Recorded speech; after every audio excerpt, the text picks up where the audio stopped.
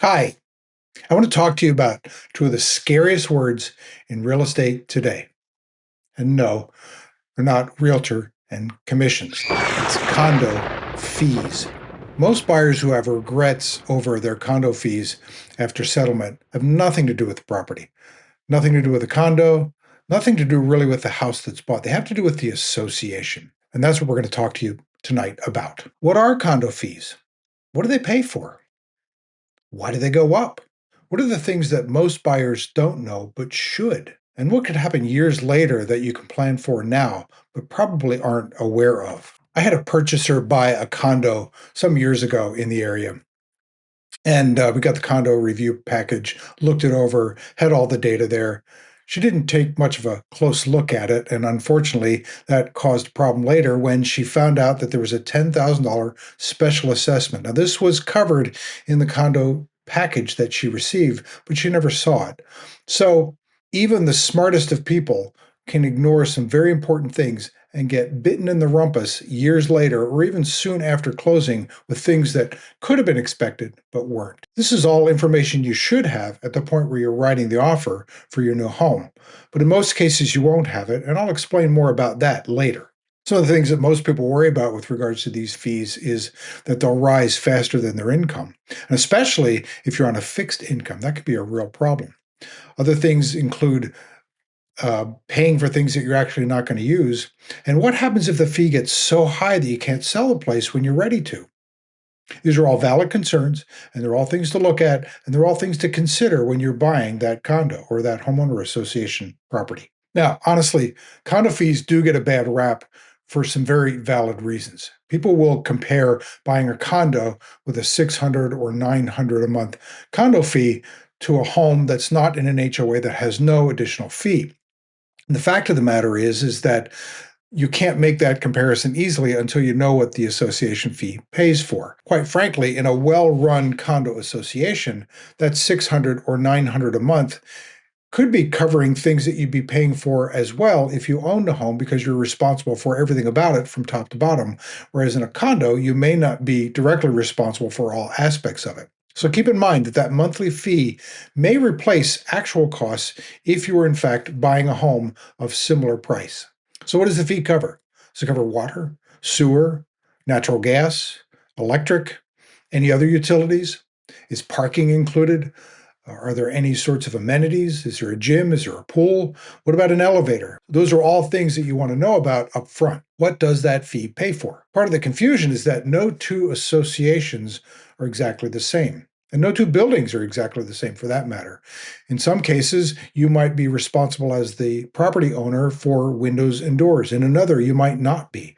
Some will have an additional fee for parking and others may not. So there are definite differences from building to building. So you can't just look at, wow, this one's got a low fee of $600, so I think I'll lean towards that one, whereas the other one may be $950. But then look at what you might be paying for otherwise, in addition to that $600 a month, to make a fair comparison. It's very important to keep it all in perspective. Why do the fees vary from building to building? Well, there are a couple of good reasons.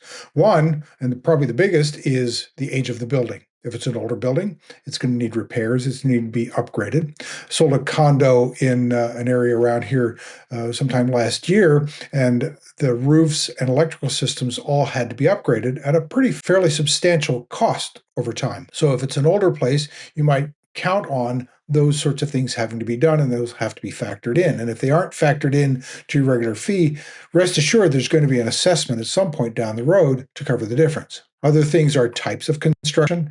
Is there parking? Are there elevators and garages?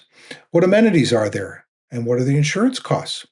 A big thing, and we're going to talk about this more in detail, is the reserves that are in place at the place. The reserves are basically savings for the future for any condo association. So you definitely want to pay attention to that part of the documents when you get them. Older buildings and buildings with garages and elevators, they're more expensive to maintain. If the association has hired concierge services, 24-hour front desk supervision, if it's a well-run association, they'll have money in the reserves, which will cover things as they come up. If it's not, then you're going to have that to think with. In the DMV, particularly in Montgomery County and surrounding areas, older buildings with elevators and garages are going to be more expensive because They're expensive to maintain. Repairs and replacements of elevators do not come cheaply. And underground garages, if the building has them, they have certain maintenance aspects as well. And what looks like a high fee may be the result of a well run corporation that actually puts money away for things that need to get done down the road. Now, this is one area where buyers get into trouble. They pay more attention to the monthly fee than they do the reserves that the company has saved up over the years. The reserves are way more important than the fee.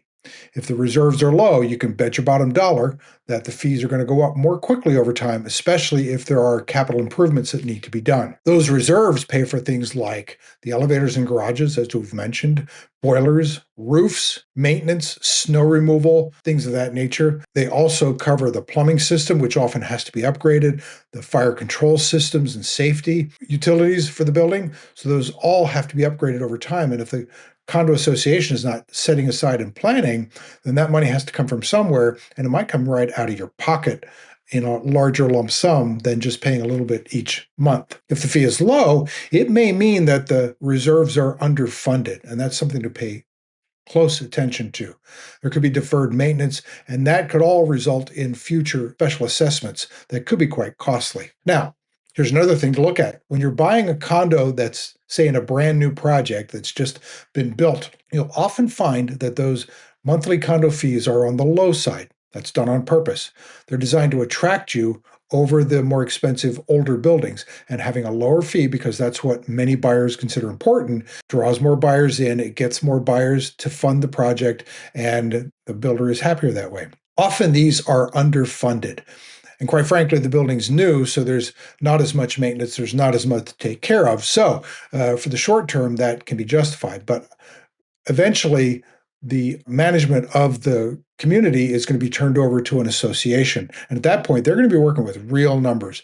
What are the taxes on the property itself? What are the maintenance costs? What is this and that, which hasn't been factored in by the builder? Be aware that once one buys into a new community, it is not uncommon for those fees to go up a good bit. They could skyrocket 10, 20, 30, 40%, or even more in the short term once you've settled in and your monthly budget gets blown out of the water because these fees suddenly go up.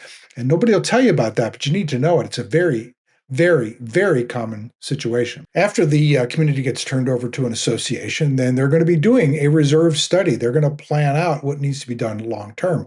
And that's one of the areas and one of the ways they're going to figure out what the actual costs are. They're going to be scoping out what sort of maintenance needs to get done over time. And believe it or not, they're also going to find deficiencies from the builder, which may or may not be covered by the builder and whatever warranties are in place. And so that cost may be picked up by the condo association via your fees, via an increase at that time. So don't be surprised if your fees go up a significant amount after settlement because of these issues. Now, buyers often think that special assessments are rare. They're more common than you'd think. Many of these buildings were built a long time ago, and as building codes change and rules and regulations in a jurisdiction change, there may be requirements placed upon the community and the management for upgrading systems that weren't planned on or weren't expected 5, 10, 15 years ago. So that's something to factor in. Eventually, the roof's going to need to be replaced. Many buildings, that's not going to be a inexpensive endeavor. There are local economic factors that need to be figured in when working the budget and what needs to be put into reserves. It can be local shortages of labor. If anybody's tried to do any sort of home improvement in the last few years since COVID, prices have gone up significantly since prior to the pandemic fees. So there are changes that aren't expected and aren't able to be planned for. And now suddenly there's major work that needs to be done. And while it might have cost X number of dollars 10 years ago, now it might be double or triple that due to those factors as well. And on top of that, insurance costs for condos have gone up significantly. So there are a lot of things that have been out of control over the last couple of years, and many condo buildings are having to reorient and reorganize to catch up. So fees in many cases have gone up a little more dramatically than they normally would have, and that's to catch up. Once they get all caught up, then it'll stay fairly stable in a well-run community for some time. But keep that in mind, if your fees start going up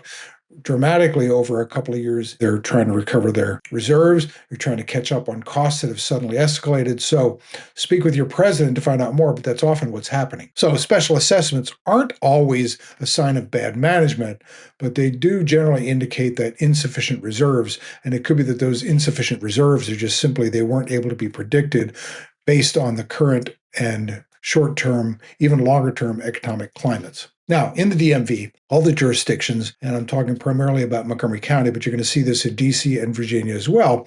At some point, once you've got your contract in place, you're going to get a copy of what's known as the resale package. This will have a lot of documents in it. Some of them are very thick and fat, and some are not so big, but there's a lot of pages that are going to talk about bylaws and rules and regulations. And all of these documents in there are important and you should review. Particularly, though, pay attention to the reserve studies, pay attention to the budget, and pay attention to any board meeting minutes that you can find within those documents. Those are all going to give you very strong clues and clear indications of the state of health of the association, especially its financial health. It's not uncommon that buyers will get this document package and sort of throw it to the side and not really worry about it. Who reads them? Nobody reads these documents, but realize that there's very important information in there that could help you solve a problem before it becomes one. Just because the fees haven't gone up a lot in recent years doesn't mean they couldn't in the forthcoming years. Just because the building looks like it's well maintained doesn't mean it necessarily is. And just because there hasn't been a special assessment in the last several years or decade doesn't mean that there's not one right around the corner. So you need to pay attention to these documents. They're very important, and to ignore them is the first and biggest mistake you make when you're buying a condo. There are several things that you should look into when you're looking at these documents, and they include the reserve study, if there's been one done. It includes the budget, meeting minutes. Is there any sort of planned capital improvement or one that's been discussed? Sometimes you'll find in the minutes things they're talking about that haven't been made official yet, so there's no accurate numbers. But if it says that, there's difficulty with the brick veneer of a building, and they've been talking about this for the last year or 6 months, then it's possible that something major is coming down the pike. So pay attention to those meeting minutes, because then you can ask questions. And if you don't get the satisfactory answers, then you do have recourse in most cases. If you're buying into a condo and you're using a mortgage, having a lender lend you the money to make this purchase, they're going to be very interested in these condo documents as well. They're going to want to know what is the percentage of owner occupants as opposed to investors. What level of delinquency are there in the condo fees? This was a big issue during the downturn in the 2008-2010 time period. Many people were behind on paying their monthly fees, so that created trouble for the condo. And so budget issues arose and foreclosures began happening, and that makes condo not as attractive to some lenders when it looks like you're trying to get a loan. A major cause for condo fee volatility in recent years has been insurance costs. They have been going up dramatically, particularly since some of the devastating condo building failures in Florida over the last couple of years.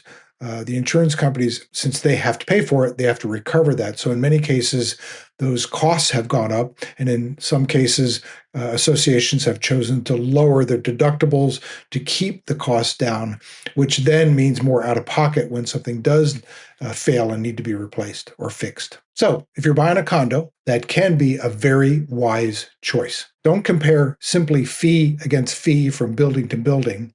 Compare the fee and what you get for that fee from building to building. Check out as best you can the condition of the property. What are the reserves in place to handle any building problems? Check into any lawsuits or major legal action against the association. Those sorts of things. They all factor into the cost, not only now, but down the road. Do your due diligence and read the documents. You don't have to read them cover to cover, page by page, but there are a lot of documents within that whole package that give you very, very, very important information that will help you make the choice as to whether this condo is the better one. The one across the street might not be a better value. Monthly condo fees are not just a monthly fee. They're a long-term investment. You are required to pay them, and if you don't pay them, there are consequences. So when you make your decision, make it wisely. Read the information. But most of all, enjoy your new home, and I wish you the best.